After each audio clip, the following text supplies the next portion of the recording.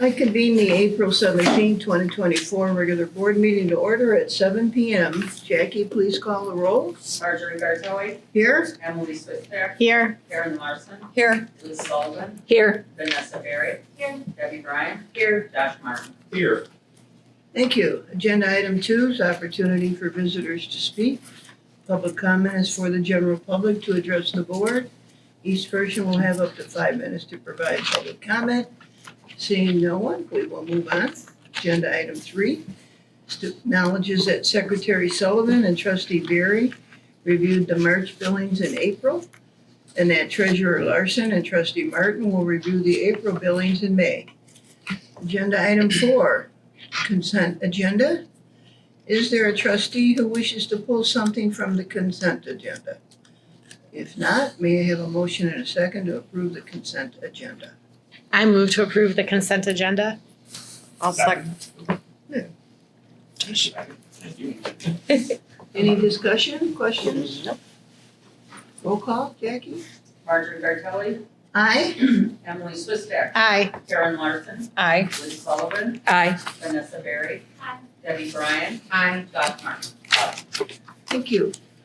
Agenda item 5 is next, 5A1. The unfinished business, the capital improvement project, monthly project status update. Mark, would you please update the board? Of course. So we did have a final closeout walk with Camosi a couple weeks ago. Basically, there's 4 items left over that we needed to get them to close out their contract. Stair treads are being, about 5 or 6 of those are being addressed on the new stairs. This is the piece that comes across the nose of the stair. A few of those being fixed. We had heard when he was up on the site that the product had just arrived. We'll just track to make sure that gets installed. The drywall repair is in progress right now. Again, we're tracking, what means methods are using to repair it to make sure it's a long-term repair for you guys, not something that's going to pop up next year. Planting is going to be occurring hopefully any day now. And then seal coating is, we looked, or the library noticed the seal coating didn't seem to last all that well this past year. Mm-hmm. So Camosi did notify their contractor. The contractor's seal coating crew goes south for the winter, and they usually arrive around the 22nd to 28th of this month. Once they come back, they'll come out on site, take a look at it, and assess what they're going to do next. So those are the last 4 things for Camosi. We're going to hold off on final billing with them until those 4 things are resolved. I can see already here that you guys have the new, I'll call it surround. I'm not sure if I'm going to call it the paneling here. It looks great. Mm-hmm. So I'm glad you guys picked out a good color here, obviously. Budget-wise, I've gone through and updated the budget, tried to capture any little hurting piece that's still left to be paid or not paid or whatever else. I'm tracking to about $108,000. I think just a little bit more of that will be freed up actually before we fully close out this project. About $40,000 left of building construction costs to be paid out that's already under contract. About $30,000 of professional service costs, which I'm not sure if that's all going to be actually billed by some of the vendors that are basically done with their work. And then we have $15,000 left over on some miscellaneous furnishing pieces and things like that that need to be billed out or not paid. And when I say not paid, not meaning that you guys are withholding paying. It's just that they're not being charged for things not rendered, services not rendered. With all that said, I think we're comfortable saying we're going to have at least 6 figures left over in this project, if not a little bit above. We're that close to being able to close out the financials for this. Last page is just some of the billings and no change to change orders. So, any questions? I recall when you were talking about the drywall repair that there was potentially some questions about why it was occurring and something maybe structurally underneath. Is that been investigated? It's not going to continue. They didn't cut it all the way open, which we would have liked to see. What they ended up doing is saying that when the contractor was out here, the one main section, which was done in phase 1, seemed to show the cracking. The phase 2 portion of it didn't seem to show the cracking. So what they thought, I'm not sure if fully am on board yet, is that the guy who mudded in the flange of the light didn't get enough thickness in the mud, didn't blend it in right, whatever else. So that's why their first step was to go and blend it in. They cut out a little bit, blended it in, but they didn't actually go into the studs and the drywall above that. Supposedly it's just a flange that's in the drywall. It should be fixed to the drywall, and then the mudding was a problem. We want to make sure we document this so that if it occurs in the next 6 months, we have recourse. Got it. Thank you. That was one of my questions. Yeah. Anything else for Mark? Thank you. Of course. I'll stick around for a little bit. Nice and short. Yeah. I like it. Try to keep it efficient for all of you. Moving on to agenda item 6, committee reports. 6A is finance. Any report? Nothing at this time. Thank you. Personnel and policy. Nope. Great. Physical plant? We had a great meeting. We had discussions about the HAVAC system, and Tatiana will have more information in her director's report about things that we talked about going forward. Thank you. Agenda item 7, staff reports. Director Weinstein? Okay, and piggybacking right off of Treasurer Larson, our physical plant meeting occurred on April 1st. We discussed the upcoming HVAC project, and the committee reviewed the 2019 FQC facility assessment report with the recommendations for maintenance moving forward.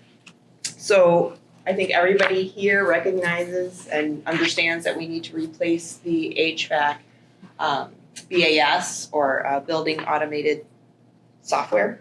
Along with that come the controls, the thermostats, a boiler, and a condenser. And because the project is quite large, the library is going to have to go out for a bid for a project of this size.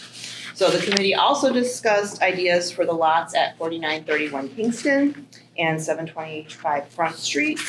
The committee agreed to explore development options for Kingston with an eye to provide outdoor programming space in that area.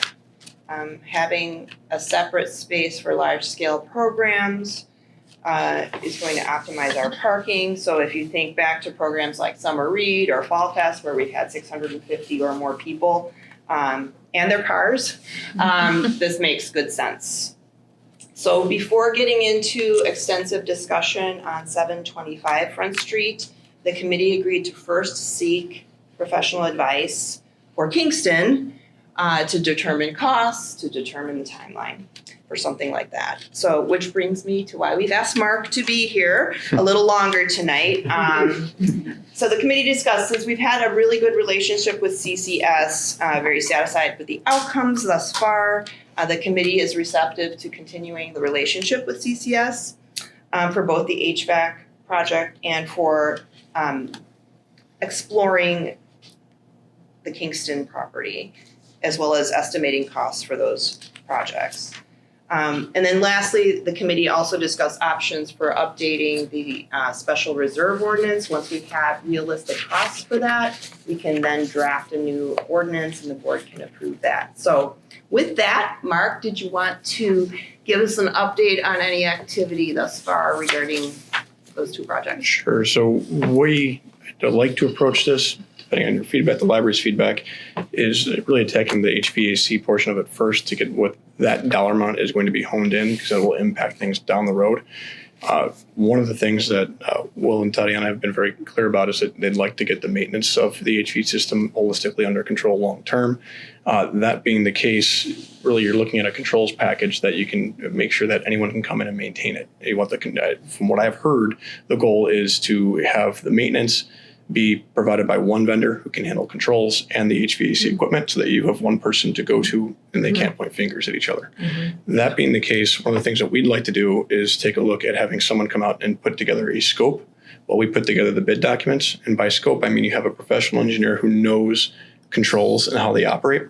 We know from our experience that typically if you have an open protocol type system, where you could, not incumbent, I'll use an example like Johnson Controls, everyone knows for like fire alarms, you have to call Johnson, or Crestron, we saw the lighting over the weekend, you have to call Crestron. That's a proprietary system. So that's the same thing in most companies have proprietary system options for HVAC controls. You have to call that vendor, and that also would limit your maintenance viability of anyone else being able to support that. So what we're thinking right now is an open protocol system should be the first priority, so that we give you your long-term goal of being able to maintain the system with multiple maintenance vendors all under one roof. That being the case, there are professional engineers that understand controls a little bit better than the rest of us. The X's and O's and ones and zeros that go into those systems. We'd like to get a base scope of work from them for us to go out to bid to a contractor for the boiler and the condenser. I think you guys have already taken some steps already to get some proposals on different parts and pieces, thermostats and other means of getting the controls switched over. I think if we put this all in one package and bid it out, it'll be a smooth and efficient process. The one thing I'll put a caveat out there, there are options of going out there and just going out to, a co-op or things like that. The trouble with that is you're incumbent on one person for their pricing and them running the whole thing. So you don't have a check and balance. What we're recommending right now is get the quotes from an engineer. I know it might be some money for an engineer to go and scope this out so you can bid it, but that money might be saved in the long run when you bid it out. And on top of that, you'll have a check and balance this whole way through. If those numbers come in astronomical, we'll have a discussion with the library and say, okay, let's not go and spend $20K or whatever the astronomical number threshold is. Let's not put that into a design. Let's then look at other bidding opportunities to make sure that we go ahead and use the library's funds to the best possible efficiency that we can. So really our process is price out the engineers. We're going to start that with 3 engineers. Tomorrow I'll hit send on an email to them to ask for their pricing, develop a scope in the RFP, bid out the services and construction.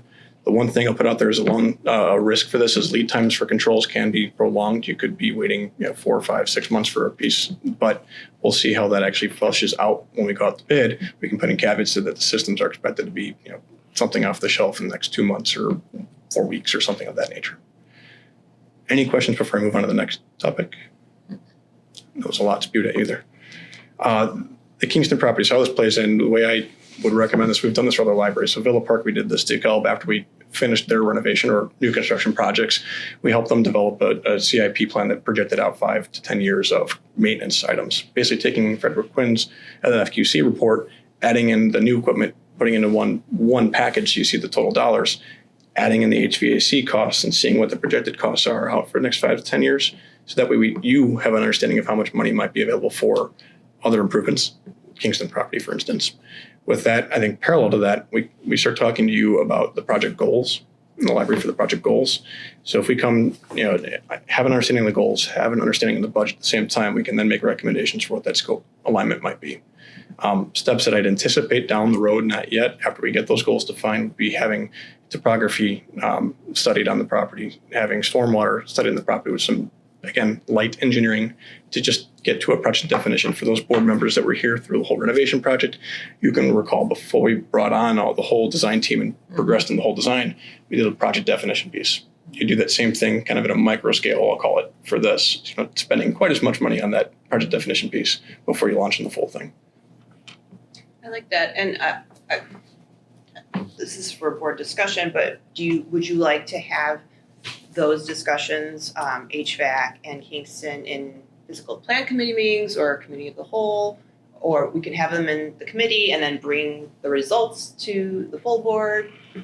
It's up to the board, to trustees. I think committee of the whole.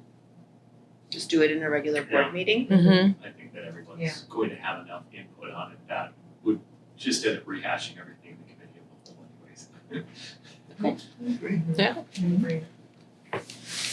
Good. So for our purposes, it's just to make sure we have the expectations correct for the board, we'll put together kind of a plan, a little bit of an outline of a schedule. I know that schedule will kind of swing one way or the other as we progress, just so you have an expectation of what the steps are for the next few board meetings.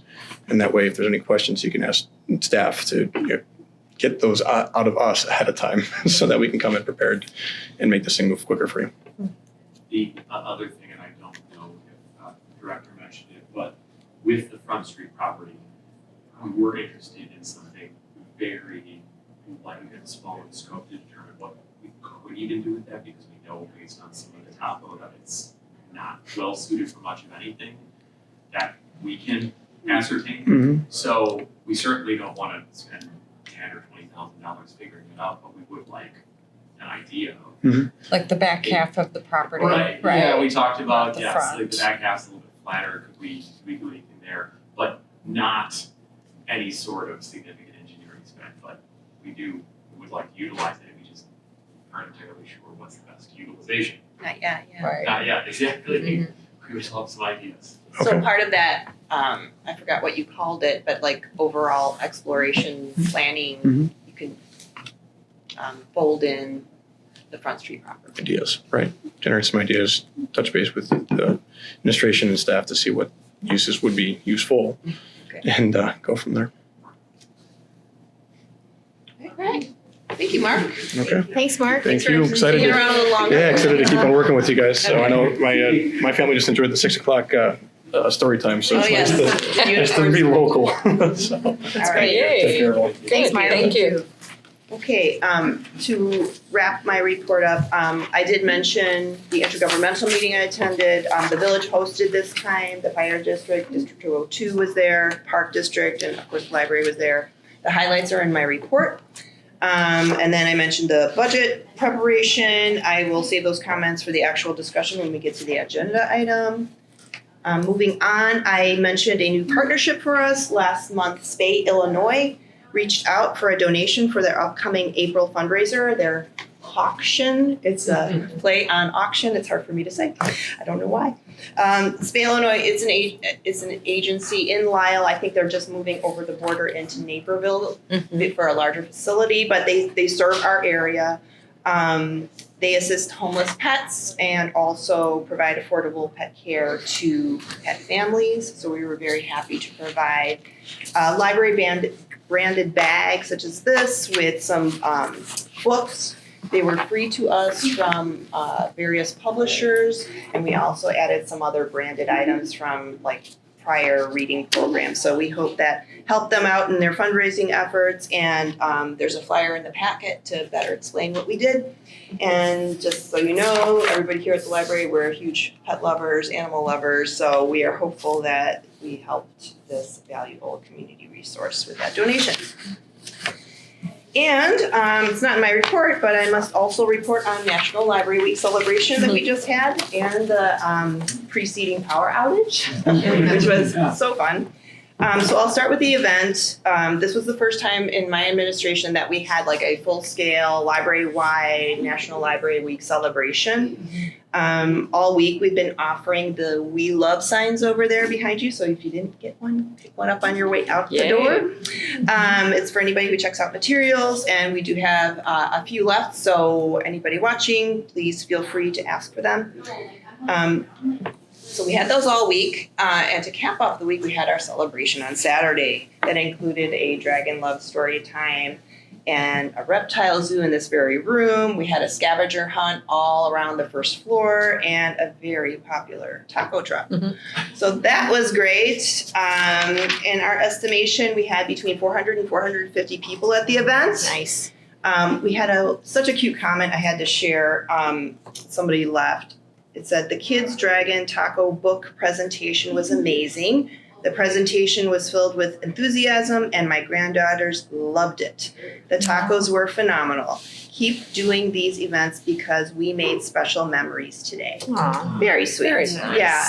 And even after the event, the day after, I had families just thanking me for having this. I'm like, "You are welcome. We love having you here." So it was very successful. Now to the power outage. That happened on Friday. So as you're all aware, because I sent multiple emails, I'm sorry, just updating you on the day. We had a partial outage on early Friday afternoon, and then it just bled into a full outage in the later afternoon. We were constantly calling ComEd and checking on, when we'd be restored. So we had to eventually close the building because they said between 7 and 11 p.m. So we closed. The next day, the day of our event, the IT manager, Will, and myself arrived extra early to make sure our servers were up and running, that the HVAC was up and running, and that we had full power and full lights in the building. And obviously, to our dismay, we had these kind of long banks of lights out over the book stacks in youth services and in adult services, just on the first floor. And our central elevator was not functioning. So the good news was that we got the elevator technician in quick time before the event actually started. So that was good. He reprogrammed the elevator. The bad news was that the banks of lights still remained out. So, Will was sweating it, checking all the circuit breaker boxes. We were calling our vendors to see what can we do. We checked the online app platform to see can we control it from our desktop. Nothing.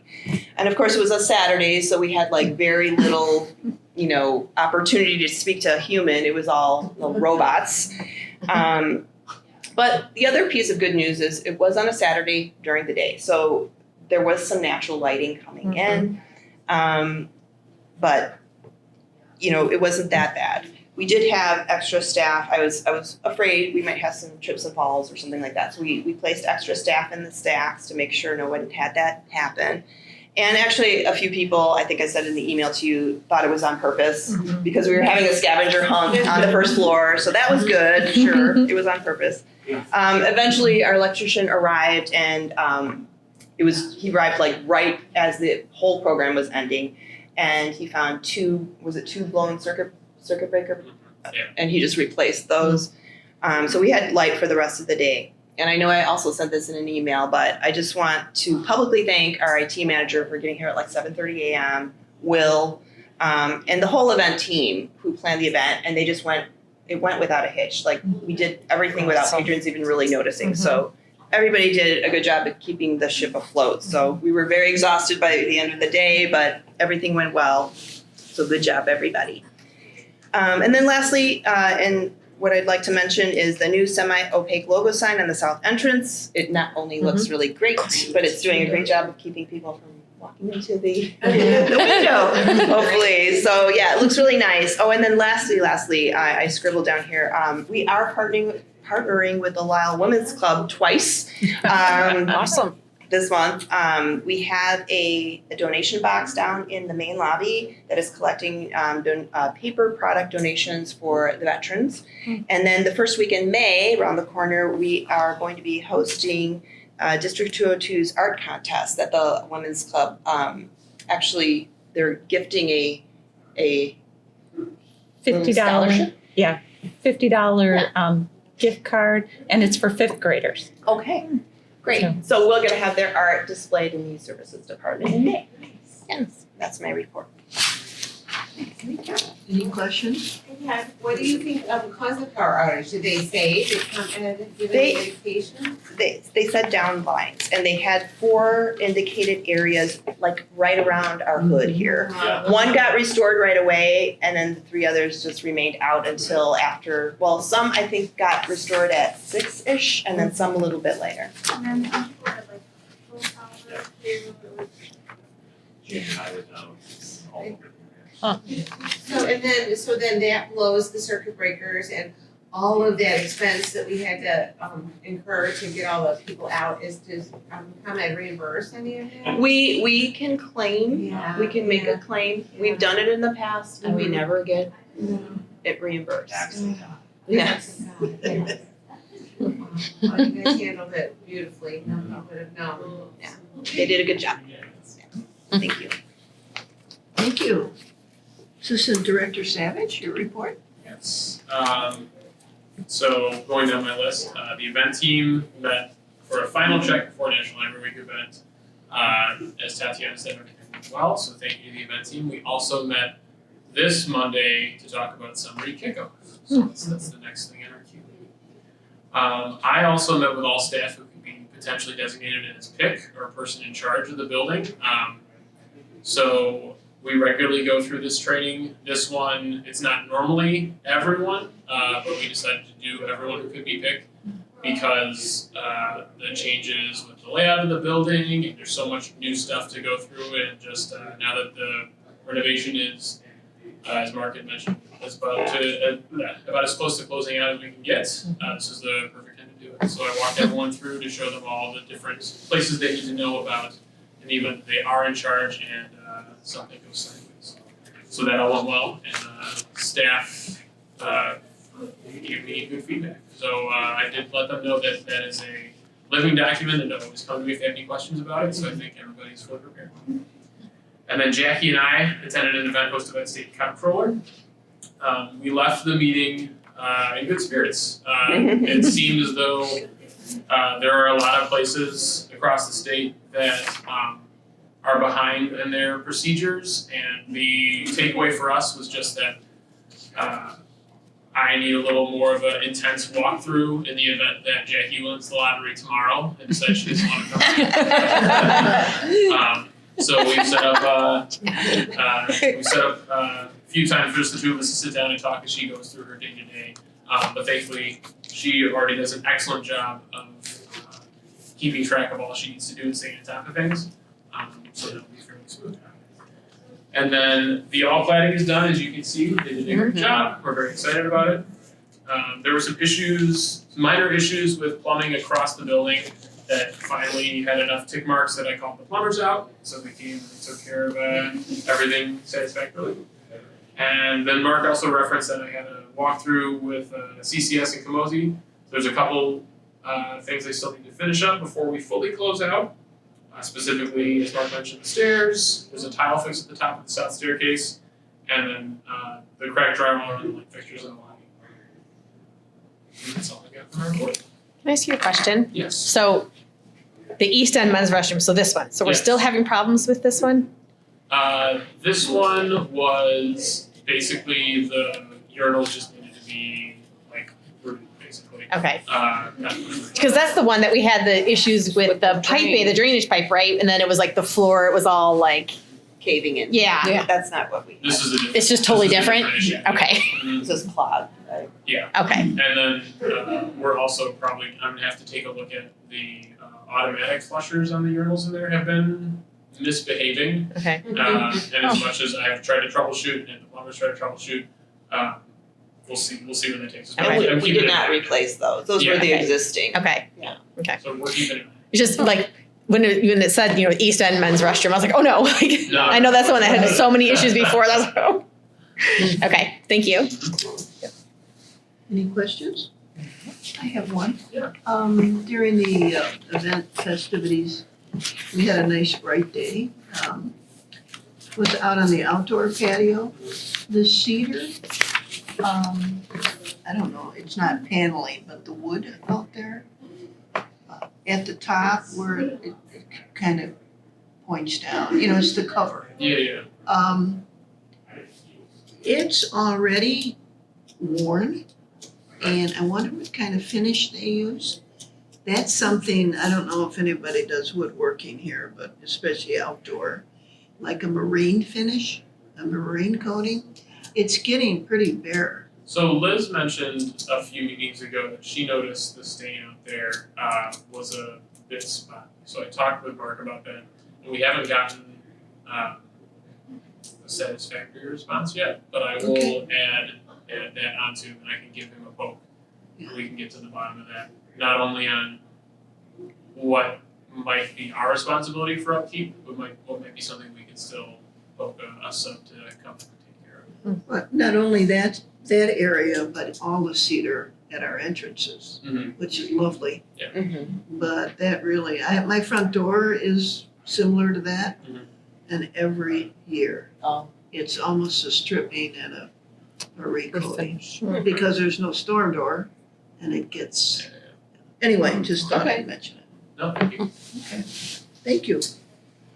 All right, we will move on to 8, new business. 8A, to acknowledge payment of earned vacation time as required by Illinois Wage Payment and Collection Act 820 ILCS 115/5 with payment not to exceed $2,712.64 paid to Lisle. 8B is the draft working budget for fiscal year 24-25. Director Weinstein, will you please begin the discussion? I will. Okay. So in the packet is the first draft of the fiscal year 24-25 working budget. It outlines the projected expenses and projected revenues. And before we get into the summaries, I just want to thank the department directors, IT manager, and administrative office manager, and Assistant Director Savage. It truly takes a village to put something like this together, compiling and realistically projecting what we intend to expend in the next fiscal. And we also try to project the revenues in somewhat of a topsy-turvy economy. So we also use our outsourced financial advisors for that purpose, such as Sickich, Lauterbach and Amen, and Attorney Ritzman. They all provided input on this draft. So what I'll go through is the expense category first, and then revenue. And if there are questions as we move along, feel free to jump in. Okay, so, and there's also an overview in the packet that comes before the spreadsheet. So we'll start with employee costs. As you know, salaries and healthcare costs represent the largest expenditure in our corporate fund. The library currently employs 51 staff, half of which receive health benefits. Total employee costs include performance increases, raises, the minimum wage adjustment of which we are on target. And we are, as I've been told, ahead of other agencies in that respect because we've been incrementally budgeting to meet that goal year after year. So the library shows that salaries will comprise 49% of the total budgeted expenses, where ILA says that it can account to up to 60%. And salaries plus benefits will comprise 61.5% of budgeted expenses, where ILA says it can account up to 70%. So we are well within the ILA standards here. The employee cost line total remains essentially flat. There's about a 1% increase there. And this is primarily due to staffing, restructure, and retirements. You know, we hire at a lower rate of pay when someone retires. So that's employee costs. Moving on to building costs, this includes all of our utilities, our maintenance contracts, such as landscaping, HVAC, rubbish removal, our phone system, non-contractual building repair work. The building cost line total shows a decrease of 11.74%. This is a budget to budget decrease due to last year's facility kind of unknowns. We allowed for some flexibility there. So again, this is budget to budget comparisons.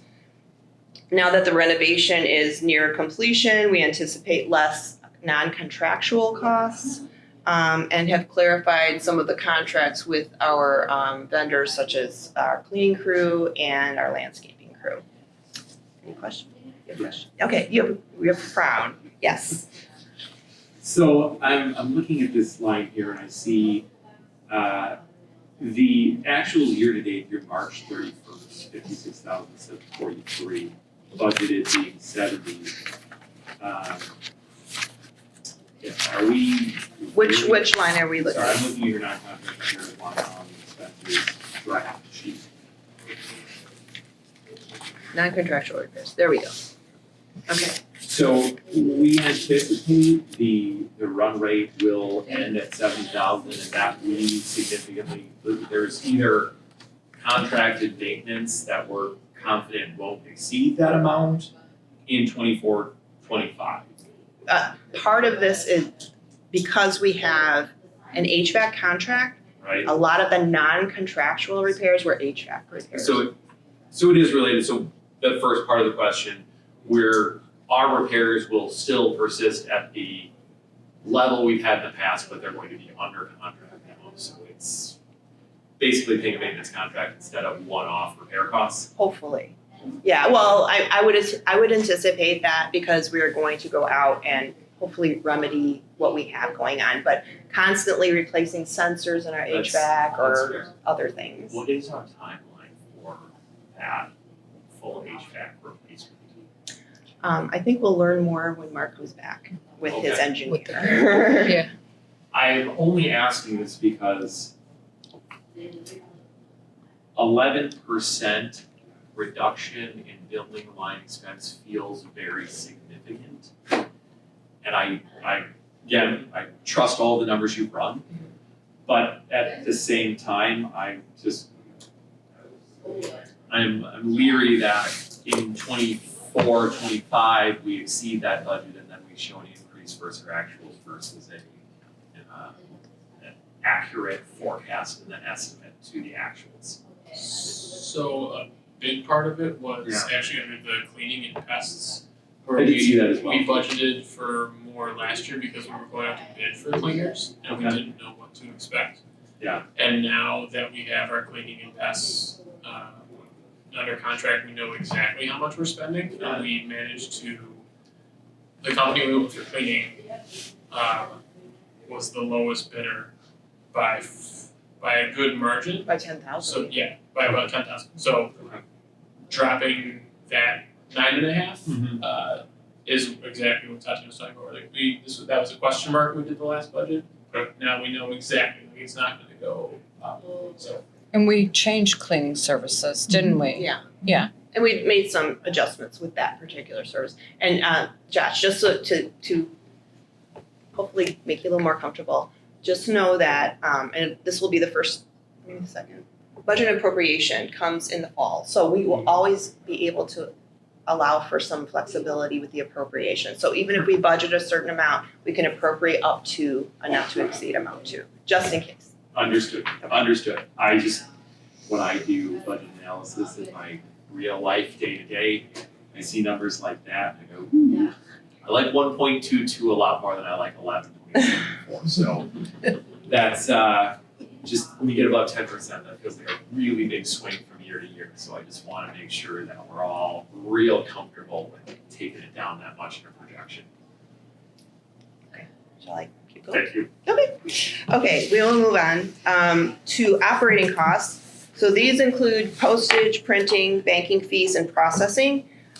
This expense line shows a decrease of almost 6%. That better aligns with the actual costs in the previous fiscal year. Last year, we were warned of high paper costs.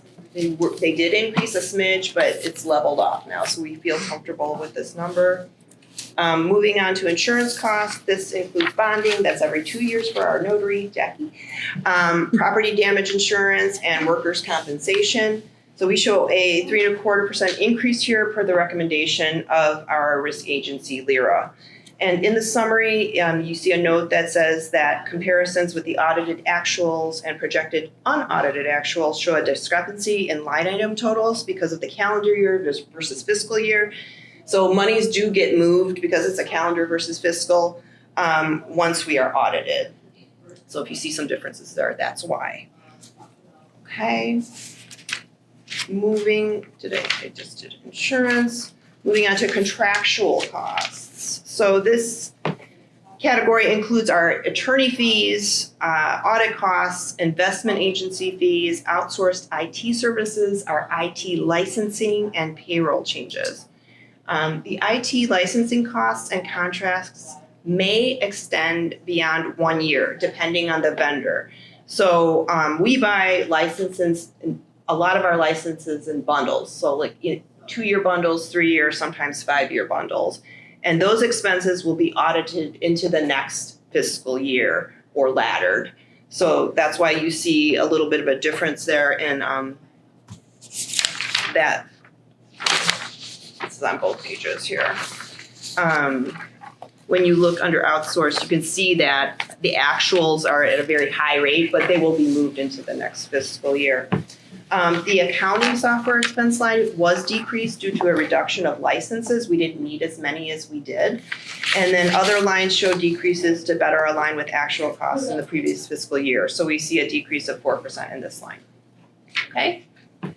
Moving on to personnel development costs. These include staff and trustee dues, conference attendance fees, continuing education and training, and staff recognition. There's an 8% decrease here because staff are very active now within the building. They're conducting in-house programming a lot more than we did last year. They're attending fewer out of the house meetings since the renovation closures of last year. Plus they still continue to be a lot of web-based training online for staff to keep up to date on professional development. It doesn't mean we're not going to send staff to conferences. We have some already scheduled. We're just projecting a little less than last year. Okay. Moving on to equipment. These include costs. These costs include the Polaris database, physical technology purchases, minor facility fixtures and gear, and minor repairs or tool purchases. So we've opted to explore a less expensive ILS overlay. We were talking about that Vega system. We found one that's about $10,000 less. We're looking very strategically at that. We're not sure. We're not 100% sure, but it's less expensive. And we do anticipate less minor repairs due to the renovation. So you see a decrease of about 12% here. And moving on to library materials. These costs include all our physical materials, all our digital materials, and interlibrary loan costs. So this line shows a slight decrease, just under 1%, and this is mostly due to a lot of magazine companies going out of business, or if they are opting to go strictly digital. So you see about less than 1% decrease there. Moving on to program costs. This includes programs for youth, teens, and adults, community relations costs, and supplies for these activities. So we've kept this line flat because even with last year's grand opening, the Warhol event that we had, and then looking at those audited actuals, along with what we're doing this year as far as tracking goes, we seem to be working within our budget there. So we're going to keep that flat. I talked to the department directors, they felt fine with it. And just remember, if we want some flexibility, we can always allow for some cushion in the appropriation. And then moving on to contingency, we just traditionally keep this line flat, just in case. Then next is our restricted costs. This category includes restricted operating and IMRF expenses. Those are specific to those funds. So restricted operating includes the Illinois per capita grant expenses, other grants, gifts, debt repayment, and the transfers to special reserve, which is actually an accounting expense and revenue. So we're moving money from one fund to another within our funds. The restricted IMRF expenses allow for supplemental funding. The total budgeted operating costs without transferring money to special reserve shows a slight budget to budget decrease of 1.72%, reflecting a more realistic percentage in that gifts line. We were projecting higher than we normally receive. The transfer to special reserve shows an increase of 100% to allow for savings for future capital projects such as development of the lots adjacent to the library, as well as the HVAC replacement project. And I'm sure we'll receive better numbers once Mark comes with more information. So in sum, this category shows a restricted operating cost increase of nearly 33%. Moving on to special reserve, these expenses include capital improvement project costs, emergency expenditures, and facility enhancements. This category shows a decrease of 28% due to the reduced expenditures budget to budget related to the renovation. However, replacing that HVAC, those HVAC components, professional costs included with that, and outdoor programming development are included as potential capital improvement projects. All right, so those were the expenses. And I'll move on to revenue if there aren't any immediate questions. The revenue lines are somewhat simpler because, as you all know, most of our revenue comes from property taxes, and that comes straight from the county. And our financial advisors assisted us with projecting the interest revenue for the separate funds that you see here. So under corporate revenue, the tax levy was increased per the renovation project plan using CPI. The personal property replacement taxes increased slightly, and the district population increase, rising EAV, and interest income exceeded the expectations of our financial advisors last year, which add up to a projected 4.35% increase in revenue here. Under IMRF revenue, we show an increase this year primarily due to not levying for IMRF last fiscal year, budget to budget wise. The levy that we just approved in 2023, however, provided $50,000 for IMRF, so that's why you see a real change in percentage there. There was also a projected increase in interest revenue here. And then under FICA revenue, it shows a negligible increase of nearly 3%. This increase aligns with Social Security and Medicare rates, as well as increased interest revenue per our financial advisors, so 3% there. And then under special reserve, it shows that increase of 65% due to the transfer of funds from corporate to special reserve. So to break it down, under expenses, the library shows what I think is a reasonable 1.83% increase in expenditures from budget to budget. So again, this accounts for inflation, staffing changes, capital project opportunities, and some flexibility for operational or service needs. And budget to budget, it amounts to about $85,000. So now that the renovation is near completed, we can better gauge expenses as compared to the year's prior's budget, which again left room for some unknowns. Under revenues, we show a budget to budget increase about 5.5% in revenue. This amounts to about $244,000. We added book sale proceeds to this line of income. And again, it's challenging to forecast certain proceeds like earned interest or especially now with the economy, exact numbers for grants that might be coming or other desk income like copier or printing. That's really dependent on patron use, but we do the best we can with the help of our advisors in this category. So those are the two main categories, projected expenses and revenues. And to judge if we have a balanced budget, we do look at both. We look at the expenses versus revenues. And they show a negligible $18,000 difference for a $4.7 million budget. So happy to see we've got something balanced here. And as I always say, it's very difficult to precisely project. Moving forward, we should plan to allow for some flexibility in our appropriation ordinance this fall because you never know what could occur during the fiscal year. But overall, this draft, the budget is balanced. To rope it all in, this draft will appear in next month's packet for approval, pending any changes. So if we receive any news from like a vendor going out of business, or if there's a major increase expected and we receive this information before next month, you could see a change, but we don't anticipate any major changes. The only change might be, as I mentioned before, special reserve costs, because as we work with Mark, we might get more information. But again, we can always allow for that in the appropriation. And that's kind of what is nice about having the appropriation in the fall is we can still receive some cost estimates moving forward. That is my summary. I'm so sorry I spoke so long. It's a lot of information. Thank you. Very good. Thank you. So if the exact estimates come back higher than the budget, then it's just. Yes.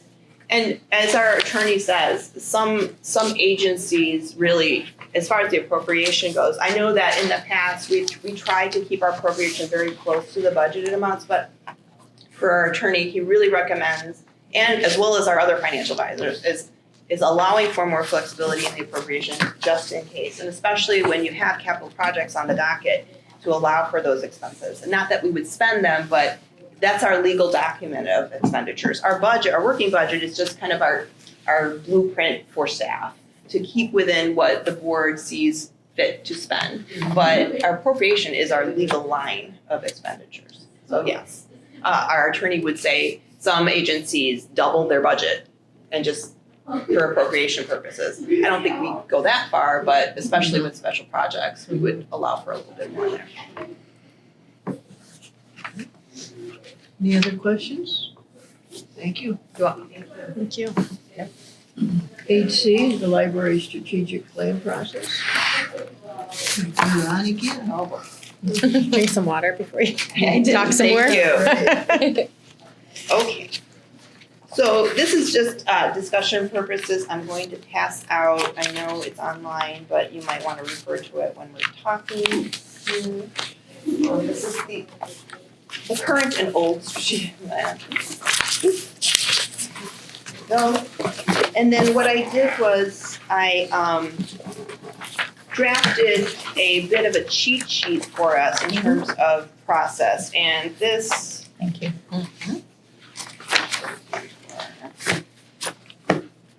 This is just an outline of how we can proceed. And again, just for the public's sake, and as part of my goals for this year, it was to come up with a process whereas the library isn't expending funds on a consultant to update its strategic plan. So the cheat sheet that I passed out really outlays what I see as the process for us moving forward. So as we all know, a strategic plan helps an organization plan its future and serves as a guide for its operations. And so back in 2018, the library, the board president appointed a strategic planning committee. The committee back then included all the trustees and key staff. And I think the key staff were the director of youth services and the director of adult services at that time. The committee produced a plan that focused on access, diversity, improved experiences, and fiscal responsibility. The four main areas of focus were advocacy, outreach, and awareness, facility, organizational culture, and technology and innovation. And so we used community input, research, and ideas to direct development of the plan, and it was adopted by the board on November 14th, 2018. So what I would see is the process moving forward is the general approach would be to identify committee membership, and the board would make that decision. Like, who do you want on this committee? Do you want all members of the board on the committee? Do you want some staff on the committee? Last go around, we had 2 department directors. We actually have 4 department directors. So would you like to include all of them? Scheduling meetings. Do you want monthly meetings? Do you want quarterly meetings? Do you want just ad hoc or special meetings for this project? I would suggest planning for external input. So do we want an online or a paper survey? Do we want focus groups? Do we want in-house interviews, like maybe during programming? Do we want to plan for promotional outreach? So our social media, do we want to have mailings regarding strategic planning? Website information, external meeting participation, like do we want to send people out to intergovernmental meetings and talk about it? Or attend a Lisle Women's Club meeting and talk about strategic planning, something like that. And then we move on to incorporating external input. So we want to identify the types of input needed, like how many surveys do we want? Do we want 1 survey? Do we want 2? Do we want to have 1 focus group? Do we want to have 5? These questions.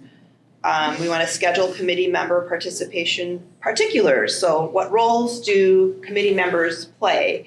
Do we have certain people collecting the information, like who do we, tap is going to attend the Lisle Women's Club meeting and talk about these things. And then we want to set a timeline for inclusion of the external input. That makes sense. Detail-wise, again, in no particular order, we want to review and edit, if necessary, our mission, vision, and value statements. We want to identify the audience we're trying to reach. We want to determine the length of the plan. Do we want a 3-year strat plan, 4 or 5-year? We want to include a SWOT analysis in one of the meetings at least. We want to determine the focus areas. Do we want to revise the ones we have or maintain the ones we have? We want to set those objectives and approaches to reaching the desired outcomes, determine the final report format, how many pages, additional data included, photos, those kind of things, and then just arrange for the rollout of the plan. How do we want to present this information? And then obviously formally adopt the plan. So this is our outline, and it's up for board discussion if we want to talk about it now, or do we want to at least talk about who we want on the committee? I leave it to you. Well, I think all of the trustees should be on the committee, of course. And I would actually suggest, you say we have 4 department heads? Yes. And it's a long time since we did this. Why did we only have 2 last time? I don't remember why it was. It doesn't matter. This Were was. there 4 then? There were. Okay. I would I would say include all of them 4 of them. Yeah. myself, but This was before I was director, so. Or it was just when I became director, Yeah, you were. I think, Yeah. in 2017. brand new for all of us. Yeah. Yeah, but we had done a lot of work prior to 2017. Before I became director, they had like a community engagement project. They had another like architectural firm come in to talk about the facility and provided this like extensive report. So there was a lot, and there was a facility steering committee that came before the strategic planning committee where I wasn't director, but I was part of, that led to, I think, why we selected all trustees and like 2 department directors, Mhm. I think. Anyone else Can't remember. comments, suggestions? Having all four. I'm sorry? I think having all four. How would you like to structure the meetings? Would you like to have them as their own thing, or as part of the board meetings, or as like special? Because this will include the department directors, so we wanna make sure everybody can attend. Maybe quarterly? What did we do last time? Was it special meetings or was I it think it was special meetings. part, or was it For the special most meetings? part. Yeah, So it was Okay. special. And it took 10 months. Yeah. Wow. But a lot of that it wasn't like we did it every month. We didn't meet monthly. And it was dependent on availability of Mhm. everyone, not everybody has to come to every meeting either, Mhm. but. They're kind of like I would also assume a lot of the strategic plan was facility driven to some degree. One big focus area was. Right. Yeah. Spent So a lot of that's, time on that. don't have to spend a lot of time on that. Mhm. And if we're addressing the HVAC, then there's also significant, Right. like, there's really nothing from a facility, Standpoint, yeah. right? Well, the lots, That's the question, is that, are we gonna have this committee and planning process in place before we start, or are we planning to include that in that, or is that the idea, or? I think you could, Convened and ready to go before then, okay? I think you could include that, because that's been a direction the board is going in, so like outlining, because the plan isn't super detailed, it just Mhm. outlines the goals for those objectives, Yeah. so like what's the approach to succeeding in that like focus area. And plus, I think too, if, we're still trying to decide what to do with those lots. If we're looking for community input, that helps. For sure. Drive those decisions. I think the engagement survey that we did was very helpful. Mhm. Was it postcards? Or We was it did a a mail? combination of, didn't we have, That open was- houses? That was the community engagement survey, Right. that we hired an outside consultant to do. To do. Yeah, this, But looking back at this, it does say that there was, that was for the community engagement project. So, The postcards were for that. yeah. But it doesn't mean we can't send out mailings, like a postcard that says, take our online survey, Right. or like, Right. look at this QR code, go here, here's Yeah. the email address, or here's the website address for it. if we define some of the areas we want to address or think that need to be addressed, that's easy to put in the newsletter. Because everyone gets that paper copy. Sure. I mean, But we could also do an additional mailing, we always budget for something like that. I think one of the first things we should do once we have our first strategic plan meeting is look at the current one and see, have we achieved any of these goals that we set, these objectives that we set, especially when you look at the last page, the appendix A facility, and we did pretty much all of these things, right? Like with just in that process, and then also with the renovation. So it's kind of nice to see, for us to sit down, especially because in looking at who was involved in creating this document, there's just 3 of us on the board now Right. that were involved in this, Marjorie, me, and Liz. And so I think it's helpful for everyone, and then Will, and then Elizabeth, right? In addition to you, Tatiana. So I think it'd be helpful for everyone to sit together and kind of go through and say like, okay, did we achieve these things, and how we are gonna lead into a new one, just to kind of see, where we're at. When would you like to have a meeting? Um, And do we want to have a separate meeting? Like a special meeting for this purpose? I would. Yeah, I think so. I think at the end of a board meeting, it gets a little too long, the evenings. especially for the first one. Because we're Right. brainstorming Because and it's- review and maybe SWOT analysis, Yeah. so because there might be times down the road where it's just a shorter thing that we need to do and we can do it in conjunction with a regular meeting. But to start off, Right. I mean, definitely makes sense to do its own special meeting. As the inaugural, okay, so Mhm. I can send dates out. Do we wanna do this in May? Probably. May? I think we have to try. Sounds good. Huh? I think we have to try. We have to try for May. That is true. Have you ever used, Google? Say it again, doodle polls? I'm sorry, what did you say? There's a website called Doodle Poll where you can tell it what times you're available and then everybody else can check what times they're available so you can find meeting times that work for the most amount of people. So I think for large groups, it's pretty effective. Yeah, I can do that, I just, every time I use it, some people don't know how to use it. I was just going to say that would be me. But I'll use it, and if anybody has an issue, I can work with that person. What I'm wondering is,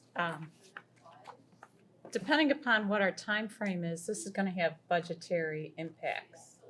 Depending upon what tools we decide to use, such as consultant engagement on something like an engagement survey. So are we concerned about that at this time, or are we so far looking forward that we're worried about it for the future budget? I wasn't anticipating using a consultant for a survey, but if that's what the board wants to do. To me, it's easy to do a survey. What's really hard is to interpret what you've gotten from that survey. Asking the questions isn't the hard part. I think Up you for have to discussion. ask the right questions too, to make sure that you're getting, an objective answer, that we're not driving the questions to get the answers that we want.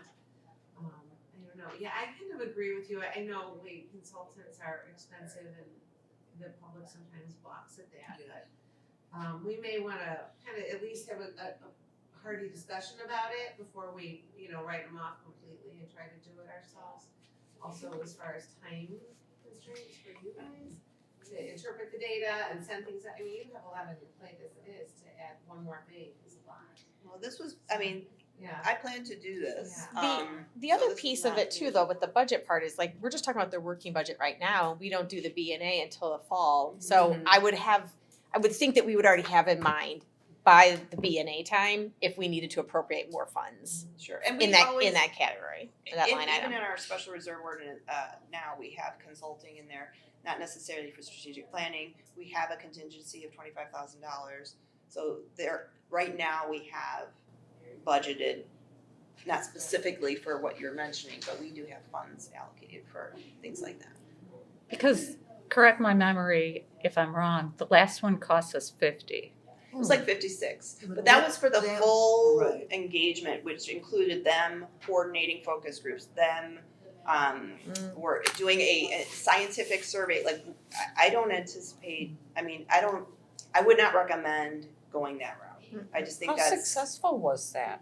it was very successful in terms of a community engagement project, in terms of, the reason we went that direction is because we had about 10 years prior, we had board changes, director changes like twice, where the facility was the biggest question mark.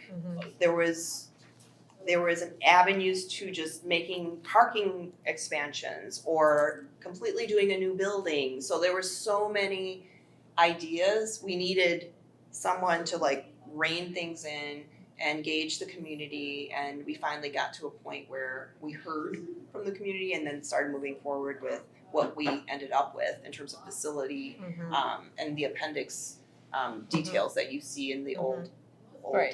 plan. Well, and Whether we could just use that kind of as a template. because the other We don't need thing, to hire somebody who can kind of follow the same steps. That's why I Yeah. created this, because it really, going over my old notes, looking at other agencies that have strategic planning outlines, I tried to pull the best from everything. I even looked at ILA and try to incorporate that here.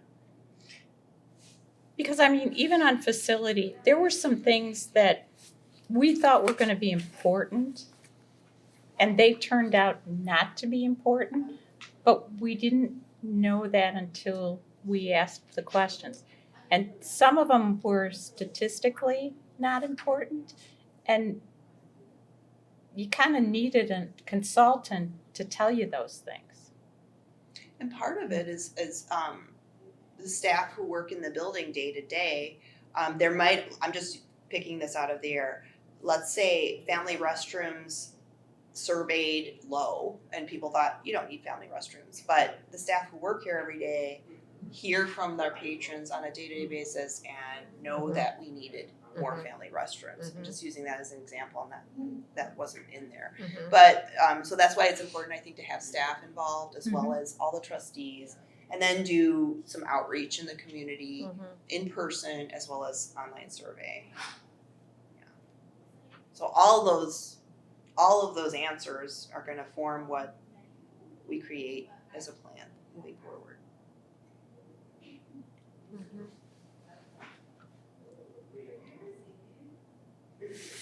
I don't see it being as broad as the last one, do you? I mean, I don't think so. would we keep the same focus areas, do you think? Or would we incorporate That's what- up for That's discussion. part of the, Part of the whole process. I would like to, as part of that meeting, review what was actually achieved in these focus areas. Just a cursory glance at Yep. these. It seems like one, they're well written, that are kind of broadly and ongoingly applicable. Uh-huh. It's not like you're ever gonna achieve some of these things. But then I think facility, that's more closed-ended. So I would just say that it should probably start with discussion of the focus areas. What did we intend to accomplish? Did we accomplish it? Is it still valid to keep these as ongoing items for a strategic plan in the future? And that's totally okay. I mean, a lot of, if you have good like umbrella categories, there's a lot of agencies that just keep very basic umbrella and then just outline new approaches. Honestly, I wouldn't be upset if we just took these 6 points from advocacy, outreach, and awareness and said, yeah, we have to keep working on this because they're all, it's really well thought.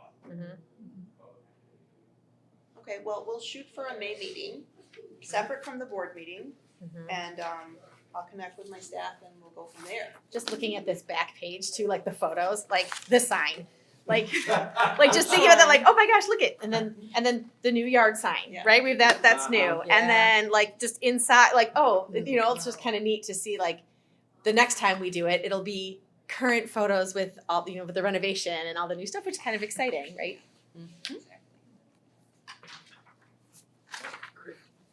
thank you, Laura. AT is the director evaluation process. Oh, that's me. Yes. Okay. So in your packets, after page 59, I think. Yep, after page 59, you should see the director evaluation form. So this is what we used last year to evaluate the director. And if you, hopefully you've had a chance to look through it, people that are new that haven't done it yet before. But one of the things that we did when we created this is that we wanted it for each trustee to be able to give input into what they saw as far as the director's performance for the past fiscal year, or the current fiscal year that we're in now, right?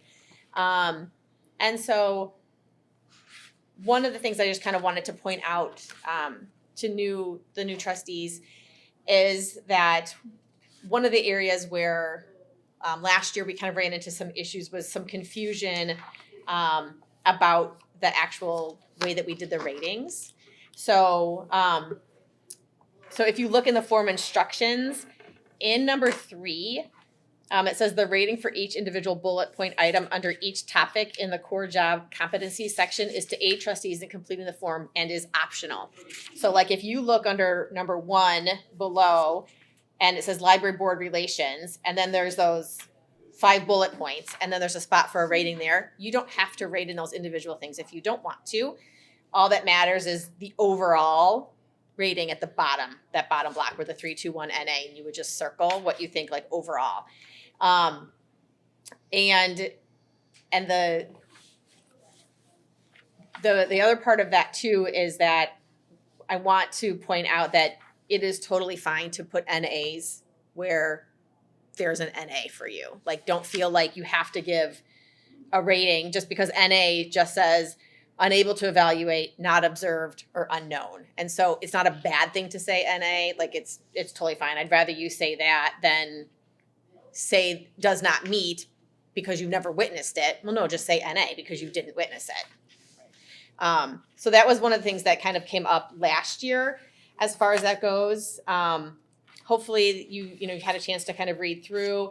And what we did for these two is try to align it with the strategic plan, like those similar types of headings in some of the different areas. So you'll see like in parentheses, like for 4, community and public relations, and then in parentheses it says advocacy, outreach, and awareness. That's from the strategic plan. So it was kind of like to have it in sync with our strategic plan. And then just other things that we found that were important. And then if you go to page 5 of this document, which is where part 2 starts, this was a spot for the director's self-directed goals or also board-directed goals. And the director did fill in her self-directed goals in here so that you have them.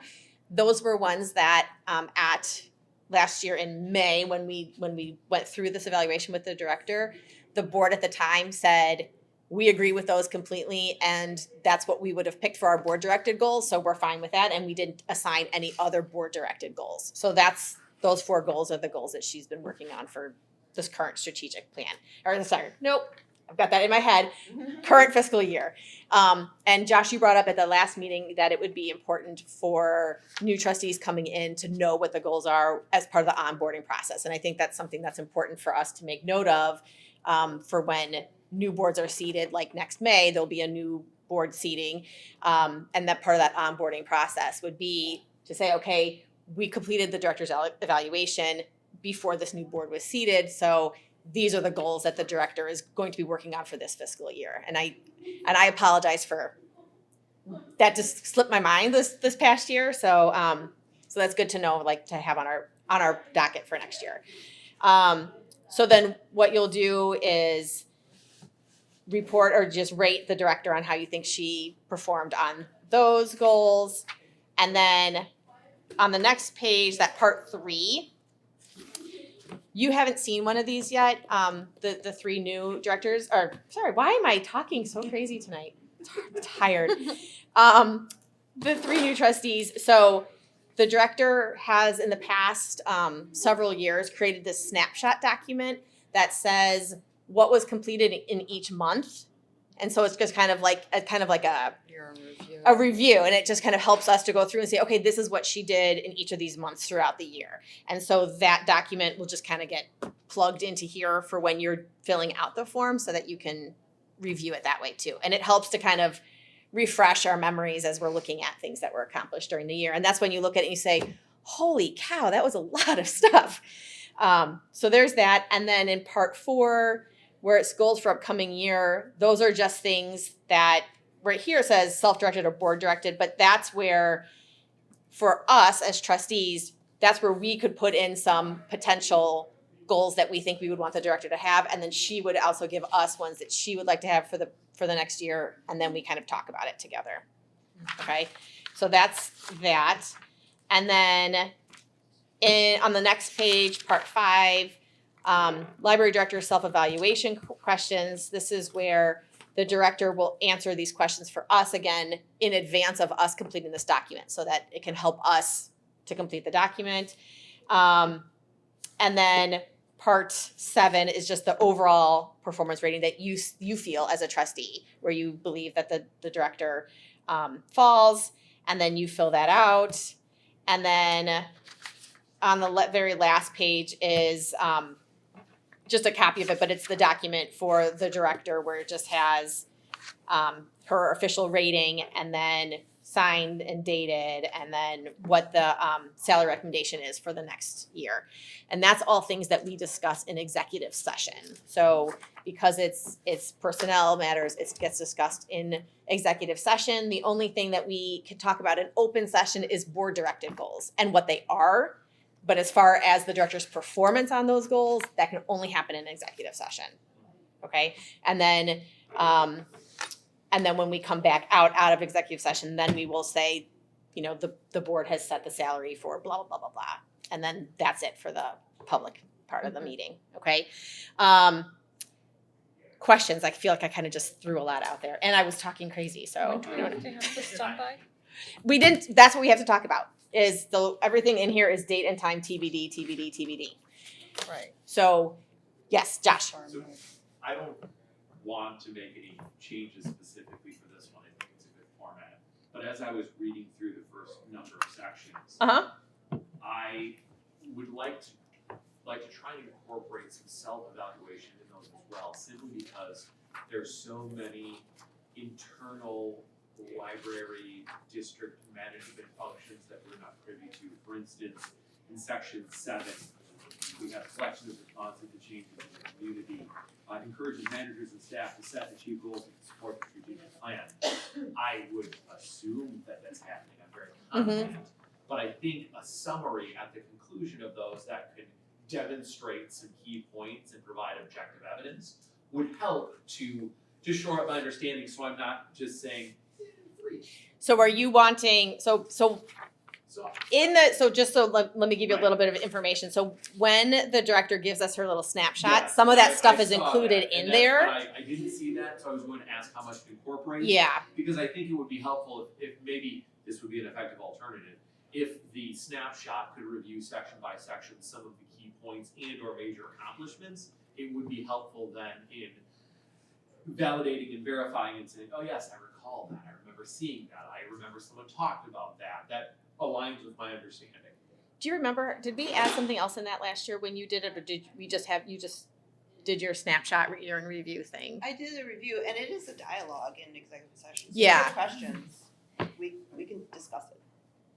And the other thing is too, and what we have done in the past in executive session is have the director in there with us discussing things, then we send her out Sure. and then have our I mean, final, conversation about it. I'm sure it would be Mm-hmm. much faster for the director to write a few things down than me to ask. So I guess that's the thing too, is because if we're asking her to compile the snapshot, we're asking her to answer some of these other questions about challenges for the year, her biggest accomplishments. So, and then if we're gonna ask her to do this other part too, we need to make sure we give her enough time to complete that in addition to her day-to-day stuff. So I'm not saying we shouldn't do it, I'm just.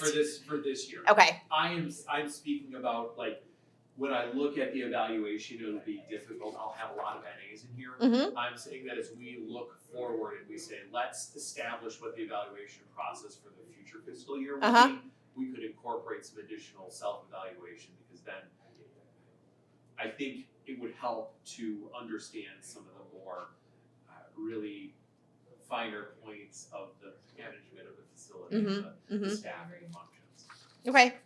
And that's something that, so after we complete this process this year, we can then talk about it for the future. Exactly, yes. Okay, good. Not Because then this it's year. not throwing something on the director's plate, something else right now, which. Yes, Okay. my opening statement was, Well, I don't know. wanna change anything for this year, let's keep it status quo. And that's, and like when we created this document, it was, we kind of looked at some different evaluations that we saw online for different library directors, and then, pulled things from different places and then edited, and that's, said, and that's also why we said, for some of them too, we didn't want you to feel like you needed to do individual ratings for each of the bullet points, and instead it was just more of the overall in that category, so that you're not focusing on something really specific that you're like, I have no idea. So just kind of like an overall, and it really was just to help us as trustees reflect back on the year and what we saw the director doing, and so that we would have a better idea of how to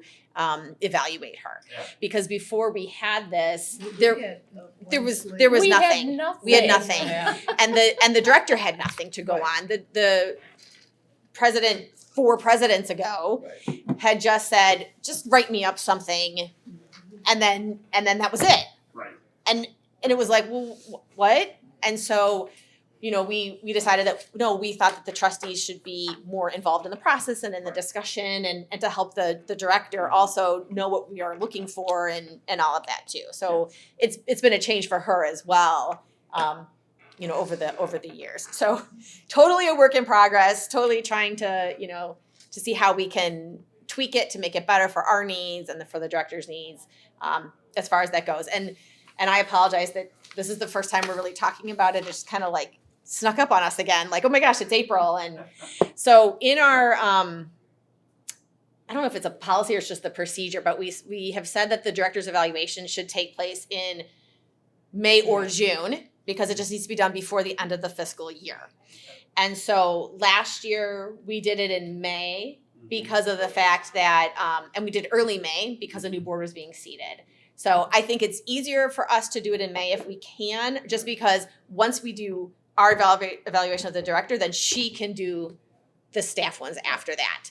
And so it helps to get it done earlier rather than later. I don't know, you're making faces at me. What are you thinking? Well, if we're going to, well, it's really up to the board. I was going to suggest June. Okay, But Together, that snapshot is gonna. It's- and there's a lot going on right now Well, too, so. yeah, there's a few things, and then having a strategic planning committee, an additional meeting in May. So it might just be a Yeah. lot, because we might have a really long board meeting if you have the executive session That's and true. then May board meeting, Okay. and then having an additional meeting Okay, for strategic planning. so we can totally just, it can be part of our June board meeting. It just would be an executive session. And it's not contingent, I mean, having your meeting, evaluating me does not affect staff Okay, at all. okay, We will have our staff evaluations start in May through Okay. June. okay. So yeah, so last year, I think 2 years ago we did it in June, but then last year we did it in May because May. the board was changing in May, and so we got it done beforehand. That was a bit early. Yeah, and one of the reasons why we did that, it was because we felt like the board that had been working with the director should be Yeah, the ones to wouldn't be evaluate fair. her on that year. I would have It'd had be all all NAs. You would have been like, I have no idea, Yeah. you know, Yeah. so, So agree. so we called a special meeting to do that, and Yeah. we didn't even have all the trustees there. We just had majority of a quorum. I mean, and we did it. So yeah. So then if it's the June meeting, then well, what is the date of our June meeting? June 19th.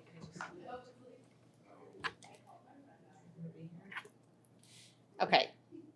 So if it's on June 19th, and the reason why it said date and time TBD is because we did a special meeting last year and we made the time like 6 o'clock instead of 7. Do a special meeting. So If we you could wanted to do that too. It's up Yeah, to we you. could do a special meeting a different day, Josh. Well, actually, this nothing is set in stone yet. Okay. I have not booked any of my work travel yet. Okay. So, So what we had said was then we just requested the completed form be submitted 48 hours prior to. And so what we did was it could either be emailed as a PDF copy, or it could be turned in to circulation in an envelope, and then I would pick it up. And then what I did last year was I compiled and everyone's ratings and averaged them out, and then we discussed it in executive session and went through and talked about things as far as that goes. Liz, did you have a comment? No, Okay. I was just paying attention. No, I was didn't know if you were thinking about last year when you were concerned about some of the bullet points. So I just okay. So anyway, so if as of now we'll just say we're going to do it in June, but if we need to do a separate executive session date in June, then we'll do that. But that gives everyone some time then to kind of start working on the document. When we have that set date and time for the meeting, then a new one of these will come out because it will have the director's snapshot in there. It will have her answers to the questions about, you know, if she had any challenges or things that she was really proud of the accomplishments for this year or things like that. And so that'll kind of help us guide our discussion then. Okay? Does anyone have any other questions or anything about this? Thank you. Awesome. Thank you. I appreciate it. Item 9, opportunity for trustee comments. We'll go alphabetically. I will start. I love the National Library event. I didn't get a taco. Oh, you It missed was out. long. You missed It was out. long. Yes, but it was great. It was great. A lot of people. Thank you for the draft budget, all of your process at the end helps me understand how it all works. And I appreciate the quarterly reports. Thank you, your department directors. I enjoy reading those. And the LLD renovation was mentioned in the reporter. Yeah. Very cool. Yeah, very nice. Cool. It's kind of nice to see us get some good Recognition. press. Yes, Yeah. absolutely. That's all I have. Trustee Barry? Yeah, I just really enjoyed the reports from all of them. My brain is still not working. So, yeah, we were really sad to miss that. Compared to yesterday. That's it. Great. Trustee Brian? Great job on Saturday again. It was a lot of fun. I did have a taco. Excellent. It was delicious. Yeah, you guys just, it was seamless, you know, it was just everybody was having so much fun and yeah, it just, you know, we saw all your emails, but the public had no idea, you know, Right. and you guys just do that every time. You just handle these situations so easily. So congratulations on that. That's very important. And I love the quarterly reports. The programmer in me just loves to read about all the programs, loving all the outreach. The story times, I just love it. I would welcome them every month, quite honestly. I'm sure they would want to do that. It's really cool. And, thank you for having the tax forms available for people because there are a lot of people that still want them. Oh, yes. Oh, yes. And, it's really a nice thing that you provide. So, Yeah, I think we're one of the last places that actually have the physical forms anymore. yeah, it's a wonderful service for those who don't have printers or want to do a paper copy or anything, so. Thank you. Treasurer Larson? I really don't have anything at this time. Okay. Trustee Martin? The only comment that I have is, one, thank you for the draft budget.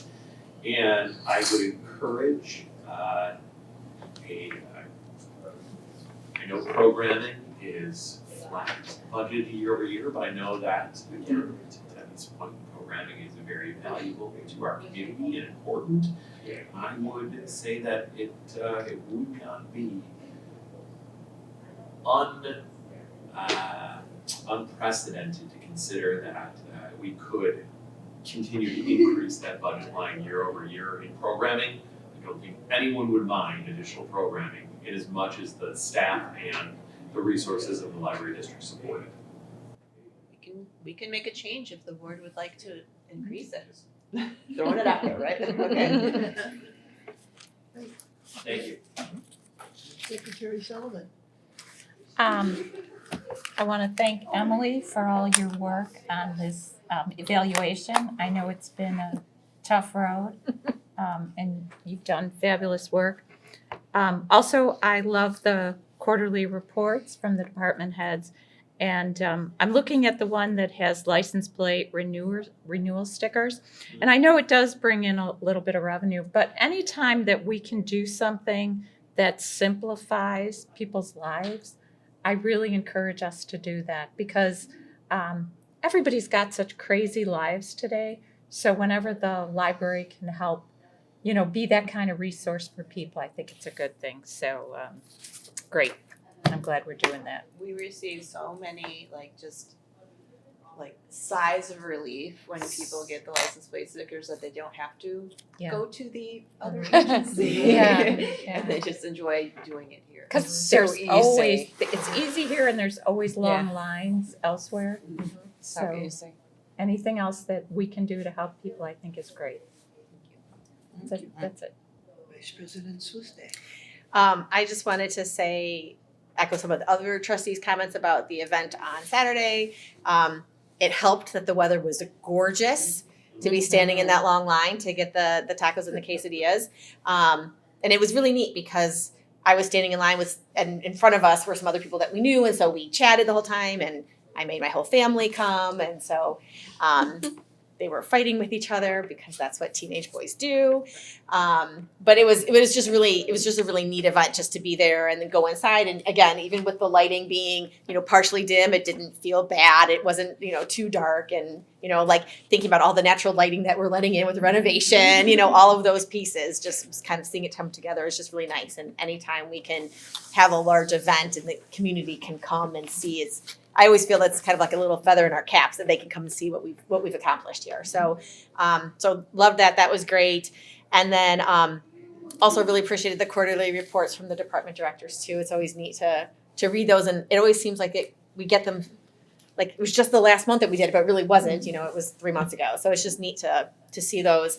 And then also I'm looking forward to starting the discussion again about strategic planning. I'm looking forward to that. I think that'll be neat to be part of. So that's it. Great, thank you. You're welcome. I move to adjourn. Last item on the agenda. I move to adjourn. May I have a motion? I'll second. Meeting adjourned at 8:30. All in All in favor. All in favor. Aye.